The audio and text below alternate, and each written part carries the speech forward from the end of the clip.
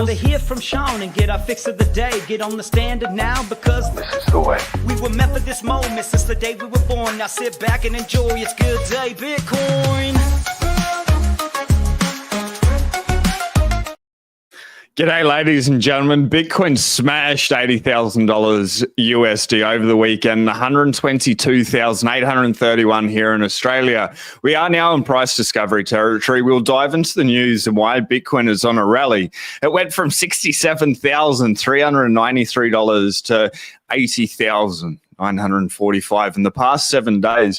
Bayani Mills is joining us live, a real Bitcoin OG. Bayani is working on creating better regulation laws around Bitcoin in Australia and also pushing for tax-free capital gains. We're going to dive into that. As Bitcoin is going up forever, less tax sounds good, Bayani. But let's dive straight into the news, straight off the bat. If I can bring this up. Sorry, this is what I was listening to this morning, but we are at 79,624. It's been a pretty big weekend, Bayani. We were sort of $120,843 at the moment.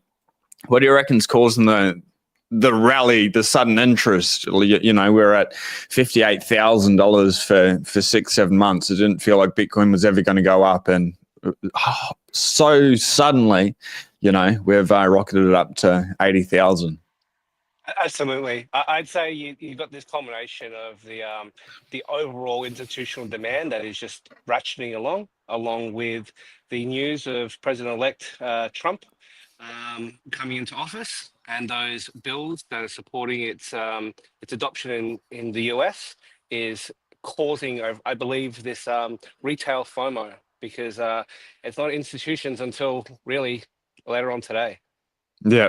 Yeah, I got a news article, I'll bring it up here, which says exactly that. Bitcoin smashed 79K in bullish weekend. It was actually $80,000 with 280 million bearish bets liquidated. Never a good idea to bet against Bitcoin.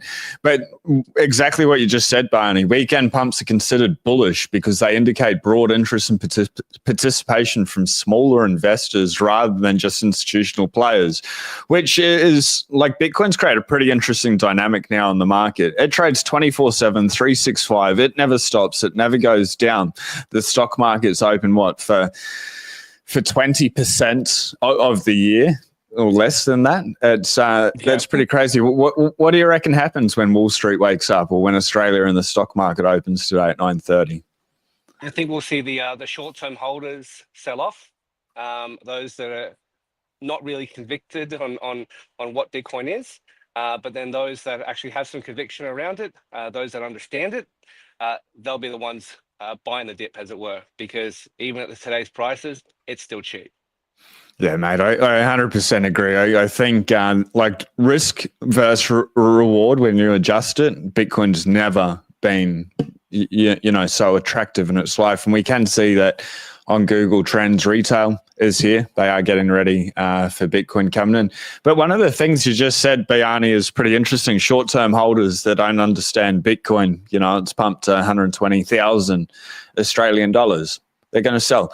Why do you think that is? Is it just a lack of education? And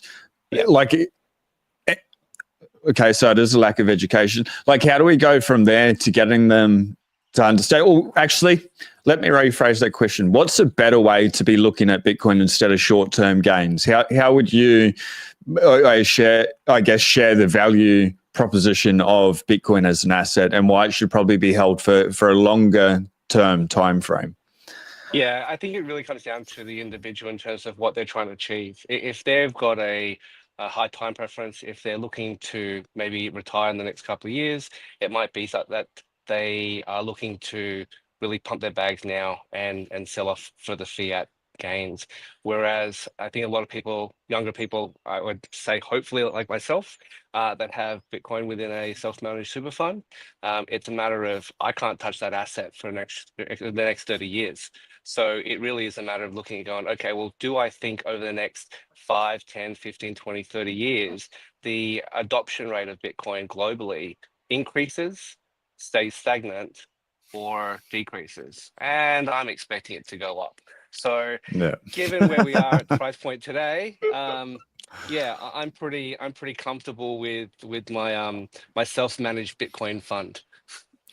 Yeah, I completely agree, Bayani. I had Mark Moss on for a podcast that'll be dropping later this week. Good reason to hit subscribe and push that notification bell. But he really laid out like a very solid argument over the next like 5 to 10 years. And total spoiler alert, Bitcoin's going to 2 to 3 million. I thought like a million by 2030, 2034 from all my research going down over the last 5 years. But when somebody like Mark says, yes, like it's going to 2 to 3 million for this and this reason, like here's why and here's how, and the numbers check out, you're like, okay, like $80,000 to be able to sell it now. That's cool, bro. But it's like turning 80,000 into 3 million. You're sort of cutting yourself a little bit short, especially if you're. Yeah, and the German government was a great example of that. There's a nation state that decided to cut themselves out from beneath themselves. So you left $1 billion on the table because you didn't understand it. So price will follow adoption, adoption will follow education, and education follows advocacy. So the more that we're out there engaging with no coiners, pre-coiners, and people that don't yet understand Bitcoin, as well as us Bitcoiners understand it, the better. Not only just for adoption, but overall, it's all the second, third, fourth order effects of Bitcoin, the downstream effects of money that get solved as well. Yeah, and you're doing a lot in that space, and I want to dive into that and your thoughts and capital gains tax and how to be able to remove it. But just going back, about a minute ago, you brought up holding Bitcoin and super. Australian, like the current Australian government is proposing to tax unrealized capital gains on super accounts at over $3 million, which, like, I understand for most people watching, that sounds like an absurd amount of money. But if people are retiring in 10, 20, 30 years, the value of $3 million is not going to be much, simply because they're going to devalue the currency so much by printing so many dollars like they did in 2020 or over the last 4 years. They doubled the money supply. What are your thoughts around that, Bayani? And I guess, are there ways to be able to push back, to be able to fight back? And do you still think, like, considering that is a possibility, there's so much opposition to it, like it'd be absurd if it ever went through, like they are really pushing back. Yep. But say it did go through, like, are there ways around it, or is there ways to be able to push back against it? Like, what are your thoughts in regards to it? Not really ways around it per se. There's certainly things you could do to break the law, but there's no real way around it. The only thing that we have available to us is to vote with our money, to vote quite loudly what we want to happen. And so engaging with politicians, policymakers, not just politicians, but the bureaucrats beneath them, with regulatory departments, having them understand Bitcoin will help frame up why it's a bad decision. Because fundamentally, the Div 296 superannuation tax only affects about 15,000 people at the moment. But with a lot of Bitcoiners doing what they're doing, having Bitcoin in a self-managed super fund, you're going to find that that's a lot more people that are going to come down the pipeline that are going to be affected. And they've got a choice. Do they stick around in a country that treats them this way? Or do they go, you know what, I'm going to break glass and leave? And so we'll see I believe a flight of capital if any government wants to go down that pathway. Yeah, mate, I completely agree, and I think that's probably a good area. Sorry, I'll join the stage again. I think that's probably a good area to be able to switch into what you're doing with your advocacy, your engagement and education with policymakers and regulatory bodies. Like, what are you up to, and how are you changing that conversation? How are you educating people? Because I simply believe if people truly understood Bitcoin, they'd be on board. It's aligned with truth. It's fair. It's an equitable system. It's good for people. Like, the bigger Bitcoin adoption is, it's good for the people that don't hold Bitcoin as well. Not just for the people that got in early or that learned to understand it, but the more people that are holding Bitcoin, I think the more people without Bitcoin that it affects in a positive way. But how are you changing that conversation in regards to engagement and education? Yeah, absolutely right, Sean. It really comes down to education, and I think much like the story that most of us have had to tell, it's a matter of multiple touch points. So it's not necessarily going out there and expecting that a politician or a bureaucrat or anyone in the media or new media might want to come onto Bitcoin right away, but offering that opportunity for them to learn about Bitcoin incrementally, understand certain aspects of it, understand its characteristics, because unless you've got some serious time with somebody that actually wants to have an open and genuine conversation around it in depth, you're not going to get them over the line. So our approach is to come through with policymakers, rather senators federally at the moment, and provide these multiple touch points. Let them know that, hey, look, we want to understand what your position is on Bitcoin. And if you want help under developing that stance, we're quite happy to answer questions you've got. They're not questions that are necessarily new to us. You know, if we all hear a lot of the same arguments being made and time and time again, but we'll be there, ready for you to answer those, ask those questions, and we can provide you some guidance as to why that might be wrong, why it might be right. But we'll be there to answer questions. It's almost a matter of, well, rather, it is a matter that if we're not there filling that vacuum will be filled by the crypto industry. Yeah. And obviously, the incentives there are a little bit different.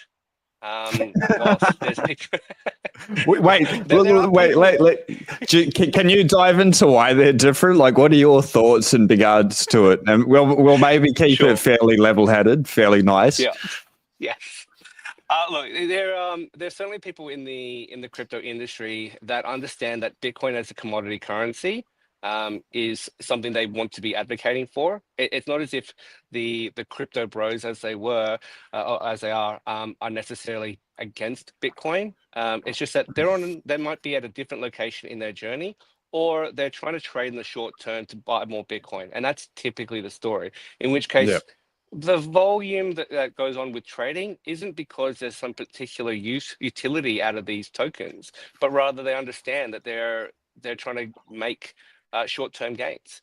And you know, like any other asset, if someone was doing that with gold, if people were doing that with silver, any other type of precious metal, or even going down to the casino or buying stocks and shares or real estate, it's effectively the same thing. It's short-term speculation that they want to try and turn into the hardest money around, and that's Bitcoin. So yeah, it's not as if the beliefs around Bitcoin are necessarily different. It's just that the incentives and also the goals, the short-term goals, are a little bit different. Yeah. And when it comes down to exchanges, however, you know, there is a monetary incentive for funds, consumer funds, to be on exchanges, because their funding comes through the volume of trades. Whereas for Bitcoin exchanges, it really is just a matter of, hey, listen, if you want to buy Bitcoin, fantastic, thank you, but please get your Bitcoin off exchanges. And that's ultimately the major message a lot of Bitcoin only exchanges have. If you're going to buy Bitcoin, get it off our exchange. We don't want to hold your funds. You should be holding your funds. I think it's like the most important aspect about Bitcoin. It's actually what made Bitcoin Bitcoin. It was the first time that we could truly hold a monetary asset, and for it not to be able to be censored, debased, confiscated, get in the way. If anyone's been in Bitcoin for more than a month and you've got more than $1,000 on an exchange, you can reach out to the channel partners, the Bitcoin Way. The first 30 minutes is free. They're the best people to be able to help you master your Bitcoin self-custody and cybersecurity, to be able to just get it off the exchange and to become a sovereign individual. I've put a link at the top of the description for everyone there. But Bayani, like when I talk, especially to older people, and not to stereotype, but I'm going to stereotype middle-aged women, mostly. Like, I find that's the hardest to be able to explain why to self-custody, why to get it off the exchange. Like, everyone loves number go up brings everyone in. Like, it's fantastic. We're at 79,611. So more and more people are going to hear about it. They're going to talk about it. But like, why do you communicate that it's so important to get your Bitcoin off the exchange? I think that for people in Australia, it probably isn't of a higher priority as it is for somebody else in another country. We have a very different lived experience than the 8 billion other people on this planet. We have a relatively stable economy. So we don't feel the pressures, we don't feel the pain points that a lot of these other people feel. So if you're looking to impress upon someone why they might want to take Bitcoin off the exchange, I think it really needs to be a matter of being able to point to other locations around the world where not having access to your funds is a very real circumstance. We have a situation where people in Australia aren't censored necessarily because of their gender, whereas you've got countries that won't permit you to have a bank account, access to a financial system in your domestic country, unless you've got the certain set of genitalia. So it really is a matter of having that ability to communicate what's happening around the world to other people, and have them understand why Bitcoin is not just for you, but it's for the 8 billion other people you share the planet with. And having them understand why other people would want this asset helps them understand the characteristics of this asset, and helps them understand why they want this asset. Whether Yeah. or not it is something that is necessarily front of mind for them, very different story. But yeah, that's going to, like, most Australians don't necessarily have a bank account because they want to. Most Australians have a bank account because they want access to the payment rails to make the act of a medium of exchange quite simple. I want to be able to buy goods and services from you. I can use my card and all well and done. You get the same experience in that regard through Bitcoin, but in terms of adoption, we're just not there yet. People aren't necessarily taking Bitcoin for goods and services. Although I kind of feel that the best way forward for that is for any Bitcoiner that owns a business to accept Bitcoin. That's it. Yeah. That's a real simple way where we can get greater adoption here in Australia. If you are a business owning Bitcoiner, start accepting Bitcoin as a treasury asset and go down the master MicroStrategy way. Like it really is that simple in terms of creating value for your company, but also raising the adoption awareness in Australia. Yeah. On that, like accepting with your big business, holding it with your business, Lightning Bazaar, you can reach out to on X, can help you with like a point of sales checkout if anyone needs help. I've used Lightning Bazaar, absolutely amazing person to deal with. And then holding it on your balance sheet, like there's a couple of reasons that may be beneficial, not financial advice, whatever, like talk to an accountant. But the tax rates with a company is so much better than an individual. Like, it's incredible. It's absolutely incredible. It is something worth looking into if you're running a business to hold some of your Bitcoin on the balance sheet. It just makes so much sense, and it's fantastic. It just the laws in this country favor companies over individuals. It just is the way it is. And Bayani, like I saw a post from you, I think it was yesterday. It was yesterday. I'll bring it up here. Like talking about laws, regulations, shifting, like ending capital gains tax.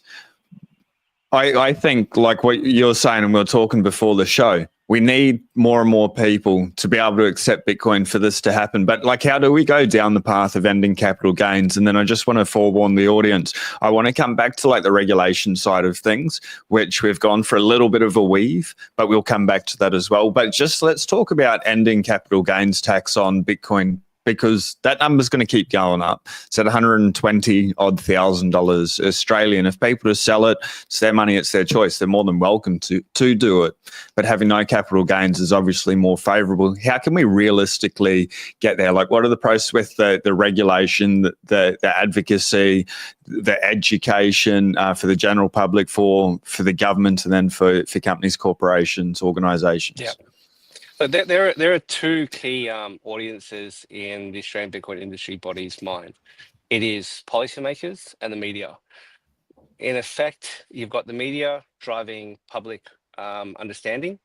And so if that's being, if that vacuum is being filled by the crypto industry, it is not about Bitcoin only. It's not about the advancement of Bitcoin. And so that's one part of the puzzle. The other part of the puzzle is policymakers and bring, as I said earlier, bring that education through to them and offering that there for them to understand why Bitcoin, and also framing it for them to understand what's happening in the global sphere. You've got at the moment multiple countries that are accumulating Bitcoin, whether it's through the purchase of Bitcoin or through the use of government resources to mine Bitcoin. There are not a non-insignificant number of countries doing so. And so if you're a country that wants to remain competitive moving forward, if you want to future-proof your country's economy, then really understanding why those countries are doing so is paramount. When it comes to CGT, it is largely a matter of political engagement. We've had discussions with the Libertarian parties, the federal and state branch here in New South Wales, around Bitcoin, and we've discussed with them, some favourable tax changes for Bitcoiners. So it is a matter of engagement. It is a matter of education. It does come with time, but that from a top-down approach is ABIB, but the bottom-up approach is really every other Bitcoiner out there in Australia, heading to a meetup, bring your friend along with them, and being willing to be patient with the people that they're speaking with about Bitcoin, because they are on a different journey than where you are now. You're at the destination. You're still, and for the most part, a lot of us still are on some type of journey. So going to where they're at, meeting them where they're at, and helping them through that understanding is so important. You can certainly help people a lot more than just yell at them, you should be buying this, and not explain to them why. I think that's probably a very good reminder for myself, Bayani. Being like 5 years and about 9,000 hours down the rabbit hole compared to someone like day one, I do need to take a moment to be able to stop and remember where I was. Like, I came in here because I wanted to get rich quick. Like, I came in for greedy reasons, and I was just very lucky that I had the initiative to put the time in and just read the books. Bitcoin Evangelism by Brian D. Minute. It's a fantastic book. Check it out on Amazon. But like, without doing that, like myself, and then just like consuming it as much as possible, it just became my new addiction. Like from there to like 100 hours in, your whole world shifts in so many dramatic ways.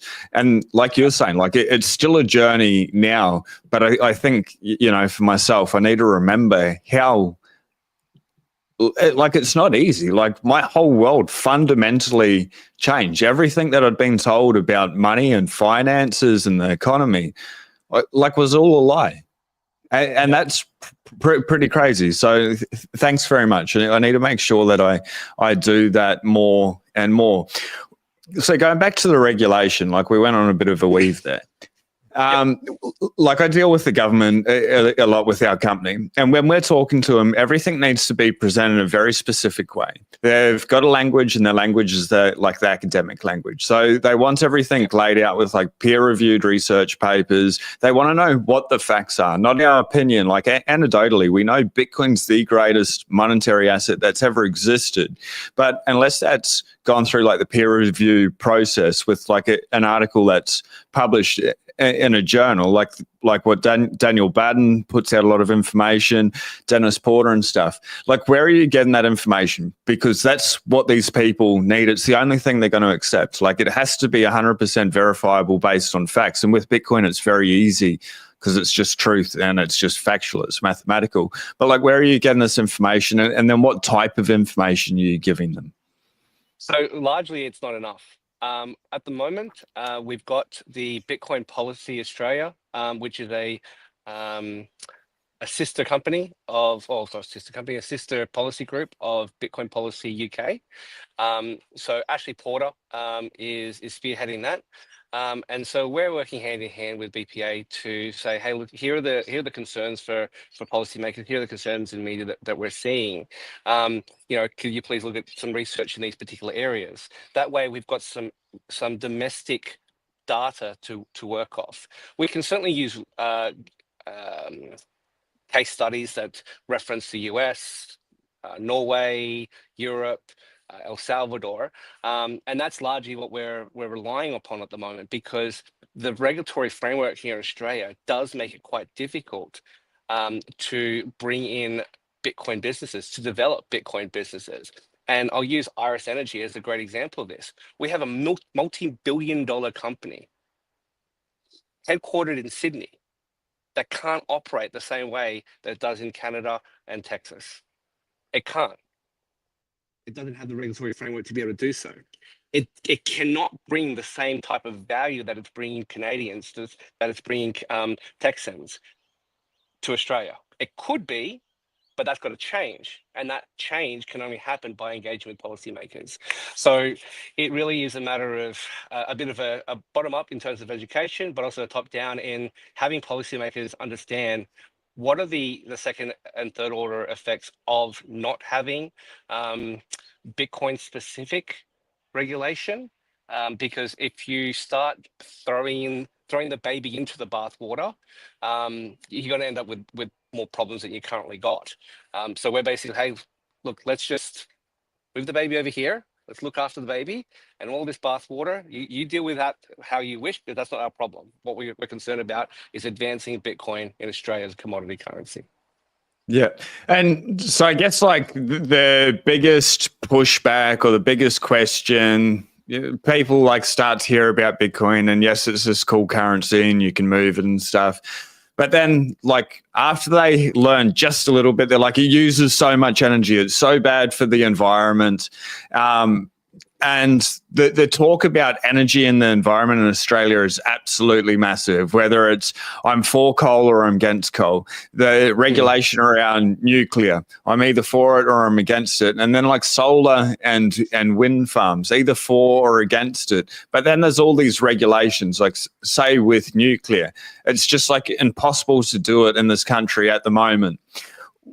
Like, where's that conversation? I guess, like, what are they coming up with first? Like, what are they saying? Like, Bitcoin energy is so bad, and then how are you counteracting that? So we actually haven't run into the let's call it the energy use problem. Cool. Right? Like, it's not really a problem per se, because it's not really the use of energy. It's the source of energy that is of concern for these people. So really, it's addressing how Bitcoin is driving renewable adoption, and having them understand, hey, look, you've got a infrastructure here that can be supporting your goals, and this is how it can support those goals. If it's their concern isn't actually about Bitcoin's use, like they're saying that, but if you start to take away what is at the surface, you understand that it's not about that. It's about where is the energy coming from for them. And so you can frame up their actual concern with data from around the world. And that's largely why we do reference the kind of work that Daniel Batten is doing, because he's addressing those kinds of issues. That ESG problem, which exists both private and public entities. That's largely the biggest issue. They don't feel like they've got the social license to go down this pathway. Private enterprise certainly has a greater ability to do so, but once you get publicly listed companies, the ESG concern is they just don't have the social license yet, which we're looking to change. Nice. And then like flipping gears a little bit, so that's like education with policymakers and regulators. The other thing that you said to be able to change the narrative is the media. Because that's what's really forming the perspective of the everyday Australian. And the more favourable they are, the more positive they talk about it to lead people to be able to study it. the better it is. If they're just talking about price, then people may come in and just FOMO in and out and get absolutely wrecked. Or if they're negative, they're not even going to pay attention. So I guess like what is the conversation currently in Australia? Like what's the heat of it, the temperature of it? And then how are you trying to influence that in a positive way? The key goal for us is to basically be there as a point of reference. You know, if they have questions, they're doing a story. It's not necessarily to sit here and go, well, you have to report on this. It's helping support with factual information, being objective rather than trying to push an opinion. If we can, because we know that the end result of them understanding Bitcoin is that it'll be adoption of Bitcoin. So if we're supporting them with factual information, then that gets reported. And so it's that consistent multi-touch point approach again. It's not necessarily thinking that a reporter in and of themselves is going to be necessarily swayed. They may be supportive, they might be on the fence, they might be not supportive. But if we're there to provide support with information, then they'll be able to report on that accurately, as opposed to, again, having that vacuum filled by somebody else. Yeah.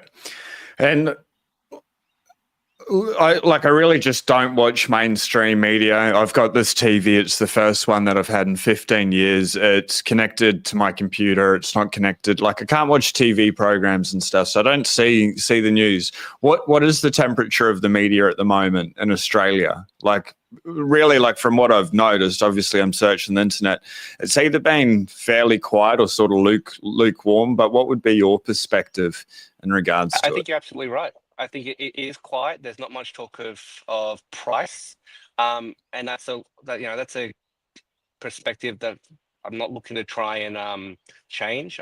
I am trying to ensure that we're not talking about price, because price isn't what's necessarily important here. It's everything that comes along with adoption. Price is just a function of that. The types of reporting that we've seen specifically here in Australia haven't necessarily been negative of recent. The most recent coverage that we had, to my mind, is at Bitcoin Alive earlier this year, where ABC's 7:30 came down and did a segment initially about Craig Wright, but when they called and they said, "Hey, listen, does the industry have any thoughts about Craig Wright?" So the industry does not care about Craig Wright. No one cares about him. He's irrelevant. So we said, look, let's touch base with the guys from Bitcoin Alive and let's see about getting you down to the event and see what this is all actually about. In a very high signal way. It's Bitcoin only. Yeah, mate, like Bitcoin Alive was one of the best weeks of my life. And then Cheat Code, 3 weeks ago or something. It feels like forever. I wish we were there again. Like that was just such an amazing week, hanging out with yourself and just everyone there. If you're there, it's such a pleasure to meet anyone, everyone. But like, what are your thoughts around conferences and like talk about Bitcoin Alive, Cheat Code and stuff? I get a lot of pushback. I said, it was like the best week of my life. It was absolutely amazing, high signal. And I really believe people should go there. Like if you're just new into Bitcoin, like this is just my belief. And I guess this is what I do. Like you do, you out there. But for me, going like in my everyday life, to be able to go and walk and talk about Bitcoin, because I believe it is so important. So many people are still like tuned off from it, or they're not really interested in it. They don't think it's important.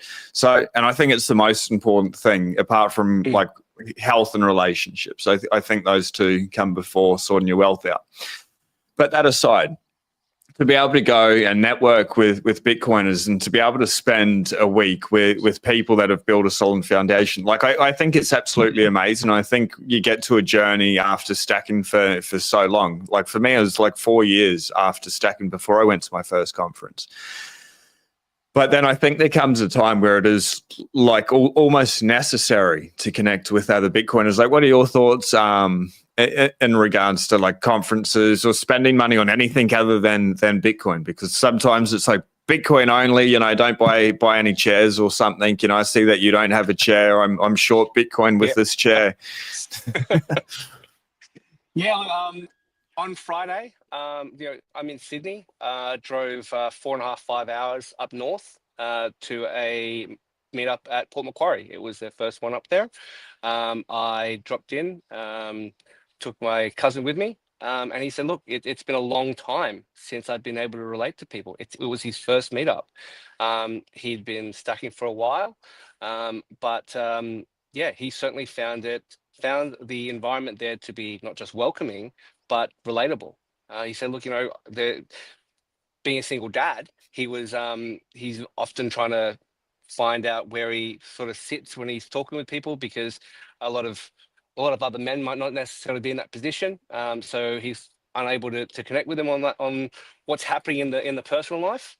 But yeah, he's come back from that event, and he's like, it was great. I've been able to enjoy time with other people and be able to relate to them and understand and basically have a adult conversation with people, as opposed to how was the Magic weekend, internet money. Yeah, exactly. Yeah. So look, it's meetups, surely 100% recommend getting to a local meetup. We've got a list of local meetups available at the Bitcoin Industry Body website, which is bitcoinindustry.body.org.au.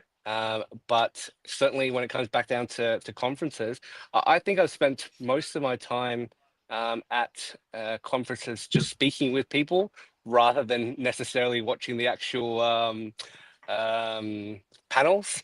Yeah. But I love being able to talk to people and understand their perspectives on Bitcoin, where they are in the journey. So yeah, it's definitely something worth getting to. And if you can't make some of the conferences, just get down to a local meetup for sure. Yeah. Well, yeah, it's so funny. Like I'll tell everyone what happened. So we're like at the conference, and usually I go to bed at 7:30. I read till 9 o'clock. That's just what I do. And like I fall asleep. But anyway, there's like the conference, and there's talking to Bitcoiners like all day, and then we all went to the pub afterwards. I don't drink or anything, but oh no, sorry, this was beforehand. So this was at the pub.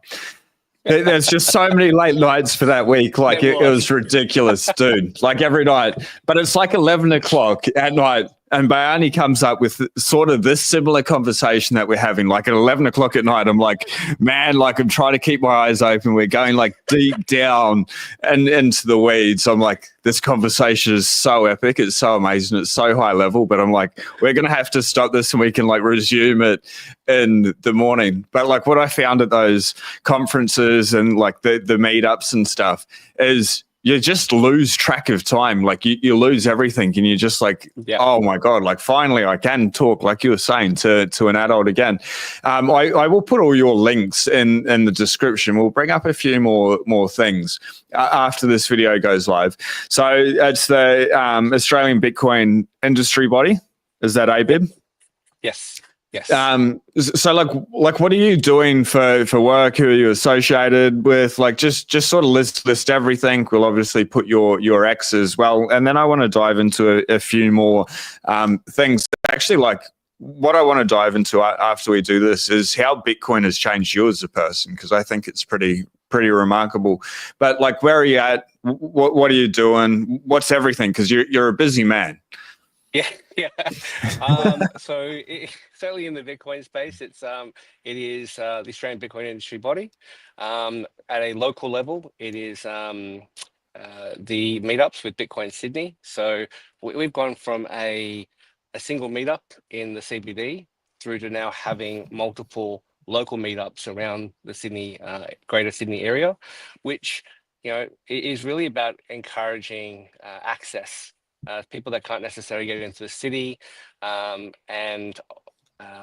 want something a little bit closer or need something a little bit closer, building out those local communities really allows us to get that reach where they might otherwise not have been. I'm also an advisor at the Bitcoin Advisor, and I run a online e-commerce store called shopbitcoin.com.au, where a lot of Bitcoin merch, and yeah. Dude, I'm pretty sure I was on your website yesterday. You've got the new Bitaxes, I'm pretty sure. Yeah, the new gammas. Yes. So that's fulfilled by a local guy up in Queensland, Hans. And Oh, yeah, man, he is a freaking legend. He is the coolest dude. With that, because I saw him, and then I saw somebody else had one with a custom case, and it said the name of their channel or their brand or something. So now, like, I'm convinced that I want one of these Bitaxes that says "G'day Bitcoin" on it. Because the reason I called my channel "G'day Bitcoin" is "G'day" means good day, and every day in Bitcoin is a good day. So, like, for anyone not in Australia, that's what "G'day" means. But can you, through your website, can I get a custom case? Is that possible? We'll speak to Hans and we'll get that sorted for you. Frick yeah, awesome. When Michael Dunworth, when we're at the beach, Bronte Beach, and then Michael Dunworth saw like a little Bitaxe, and I don't know who had it. Was it you that sold it to Dunworth? No, it was Tuvalu who actually got some ultras made and got them brought into Australia.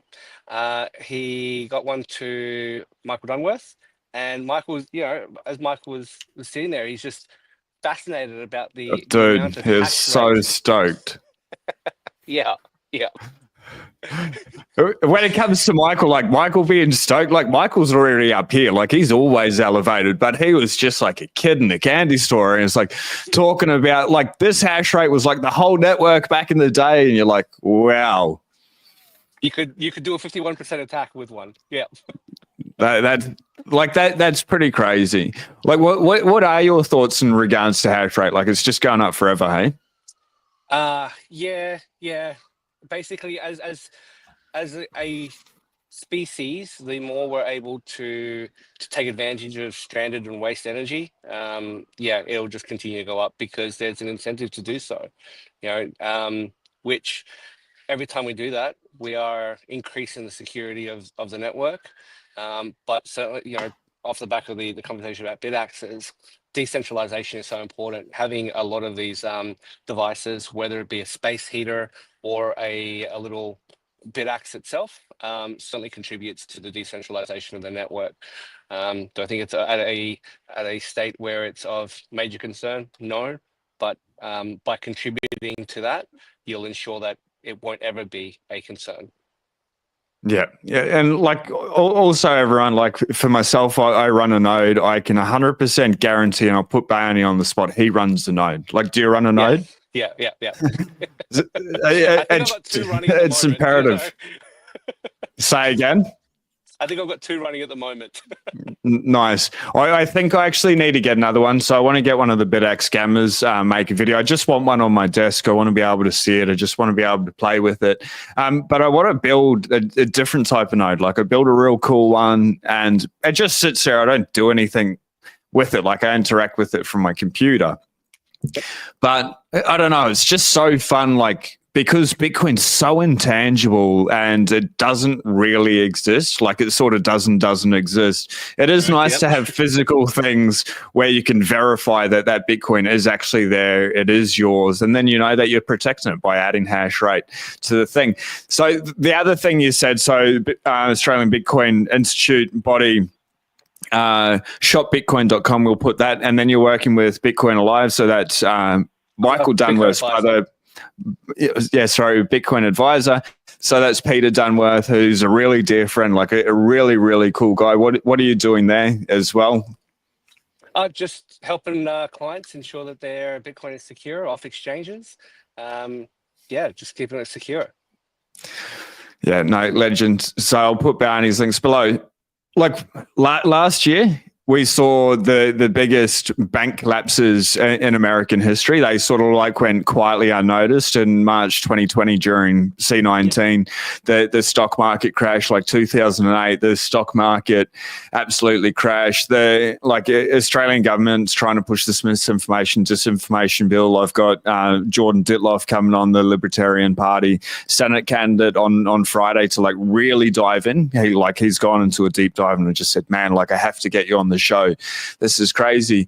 But one thing in that mad bill is the bankers have put something in there that we can't warn about. Like, we can't talk about that the banks may not be safe, that the financial markets may not be safe.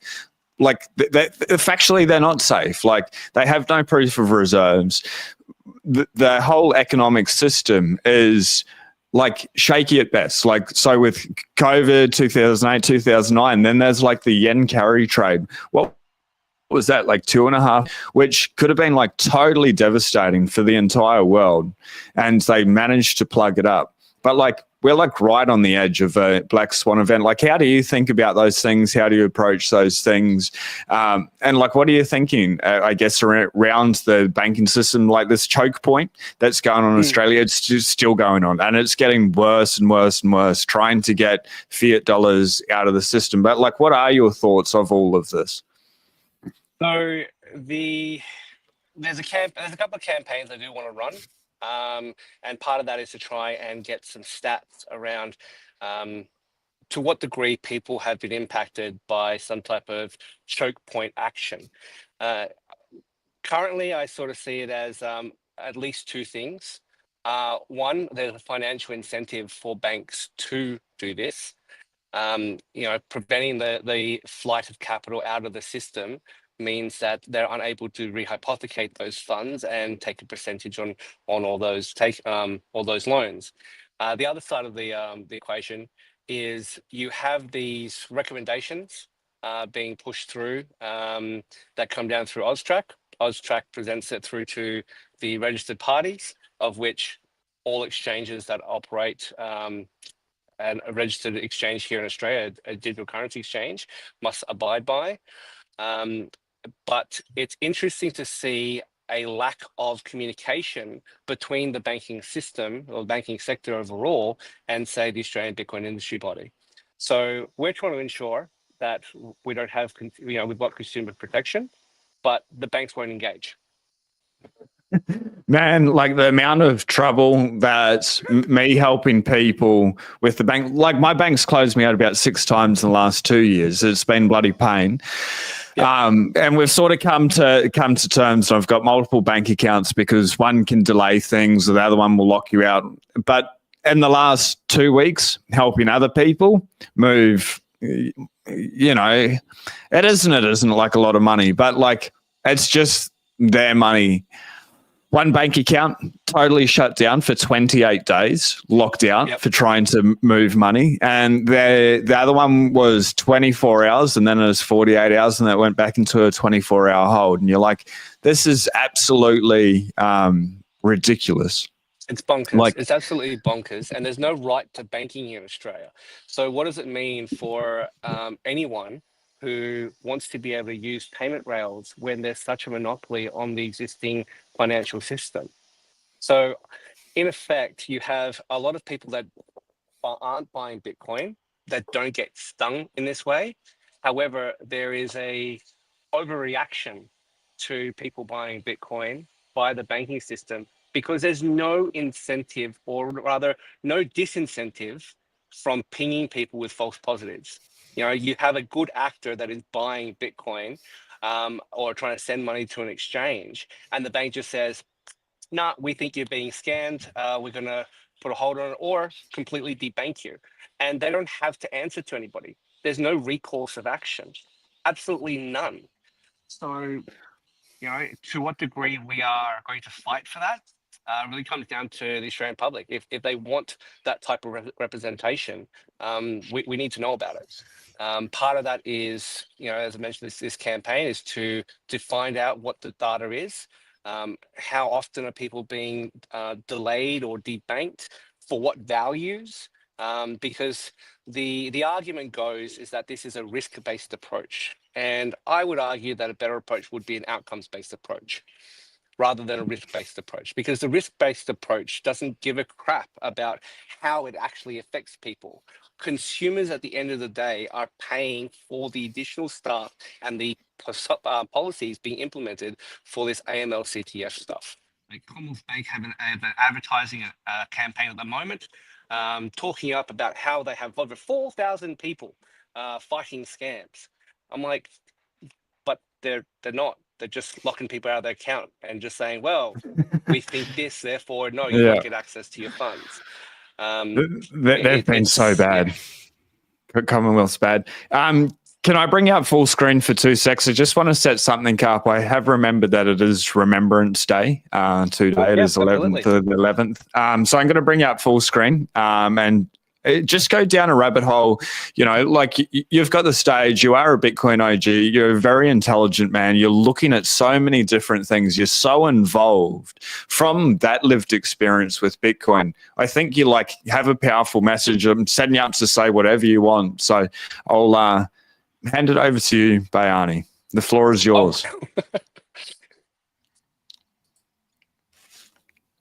Well, I would probably ask that people spend a bit more time engaging with people, and as frustrating as it can be, trying to have them understand. Patience is the key. If you want to take a moment to check out our website, bitcoinindustrybody.org.au. That'd be appreciated. And also engaging with your local members, both at a state and federal level, is critical in having them understand that the concerns of Bitcoiners is going to play a large part in whether or not they're elected. The perspective of you as an individual is going to be needs to come through with the politicians, and obviously we've seen that to a large part we're not being represented. That is why you've got a large amount of people pushing back against the traditional media or traditional finance.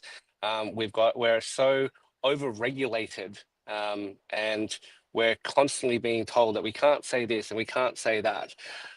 So certainly just be involved with what you can. And you know, if it's a matter of you don't have a local meetup, certainly look at looking at setting one up. You know, I had a couple of conversations at Cheat Code where people were asking about, well, how would I go about it? And really, it's just a matter of doing what you want to do and inviting other people to come along with you. So yeah, you do you, and other people will share that. If people share that activity, you know, whether it's going for a walk, they'll come along with you. Yeah, man, cheat code was so good in that meetup beforehand. Like you arrived quite late. You're at a dinner with the Bitcoin advisors, Peter Dunworth and stuff, and then you're like bothered to show up so late at night just because you know how great they are. That was my first Sydney Bitcoin meetup. It was amazing. But I wonder if it'd be helpful for people if we put together maybe like a rough outline or something. Like it could just be a one-page document to, hey, this is an easy way to get started with the meetup. Like it's super simple. It's just a group of Bitcoin people or people interested in Bitcoin coming together. And when there are a group of people and you start to have a conversation, when two or more minds meet, like it expands. It's just like that mastermind principle. But I think they're like so valuable. But maybe we could do that together. Bayani, just put together like a one page, because they run so well, and what you're doing like with the Sydney meetups are absolutely incredible. Like that week, just every night, like everything was bang on point. Or then even like when we went for a walk and stuff from Bondi to Bronte and stuff, and you're just like collectively with Bitcoiners walking, you know, walking and talking, it really does allow us to be able to expand and see things from a different perspective. Like I'm super interested in the separation of money from the state. Like I just think that's the greatest thing about Bitcoin, to be able to be a sovereign individual, to be able to hold Bitcoin in self-custody, and then to be able to have a second passport and optionality within life. Like, I think that's amazing that we can actually be here in that place. But there'll be other people that really like what Bitcoin's doing for the energy grid, or people like Bayani advocating at a regulatory, like with regulators and at a very high level, or different people that are building software or hardware, or they're building apps or businesses on top of Bitcoin. It's absolutely incredible. What I'd like to do for everyone, because it is Remembrance Day, both my grandparents fought. Were in the army. Great grandparents in World War II, and I think it is a moment that there is a lot of crazy stuff going on in the world, and I don't advocate for war, but for the people that have fought for our freedom and for the freedom that we do have in this country, I do understand that it can feel like it's under attack, but I think it's worth taking a moment just to be able to pay our respects. So usually it's a 11:11 or 11 o'clock on the 11th. It's 11:11 now, but I'd just like to bring up the last post. It's a minute 44 music, but Barney, if you're happy to participate, just take a moment just to be able to Absolutely. stop and pay our respects for the freedom that we do have in this country.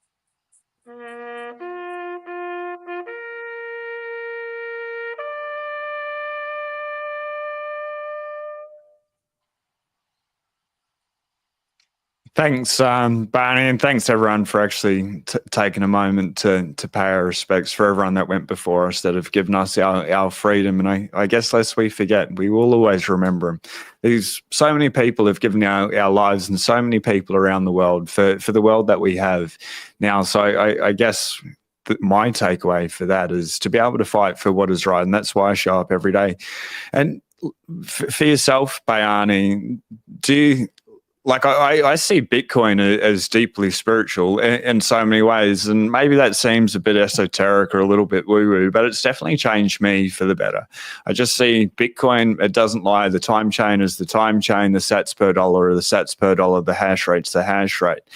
How does Bitcoin change you as a person over the years? And, you've been in for quite a while, mate. How have you noticed that journey in your own life show up? Yeah, it's certainly. I don't think there's one thing I could point to in particular. I think it's a matter of this scaffolding that you're improving each day. There's things that you learn. You're like, okay, cool, I'll take that on. And I think it's probably the tie in what you were saying about it being truth. Having a better understanding about the world that we live in, having a clearer picture of what that world looks like, gives you the ability to live in a world where there's recognition of that, rather than a world that in effect abstracts it all away. We are in a nation that doesn't deal with a lot of some of the hardships most people around the world deal with, and so having that perspective, that Bitcoin brings greater freedom to people that otherwise are find it very difficult to fight for. Maybe they are an oppressed minority, maybe they're politically oppressed, whatever it might be. Bitcoin is there to help them out of that in whatever way that they can find. But at least it gives them the hope that they can, the opportunity to be able to do so, rather than a bit living in a system that is constantly holding the boot down on their neck. Yeah, it's definitely hope, that freedom. I've got a shirt that says Bitcoin is hope. I think that's spot on. Bayani, stay on, but I'll end the stream for everyone watching live. It's been such a pleasure. We're going to have to get you back, but I just ask everyone, please do something nice for yourself today. Please do something nice for somebody else. If you're on your orange pilling journey, Bitcoin's still under 100K. It's still cheap. Please give people books. Otherwise, they're going to eat the bugs. Read the books or eat the bugs. I strongly believe in that, but we've still got time. I think once we hit 100K, that's when things get really volatile. Risk versus reward, under 100K, it's so cheap. You know, the more we can orange people now, the better. But that's just my beliefs. It's been a pleasure. Peace. Thanks, Barney. Thank you very much.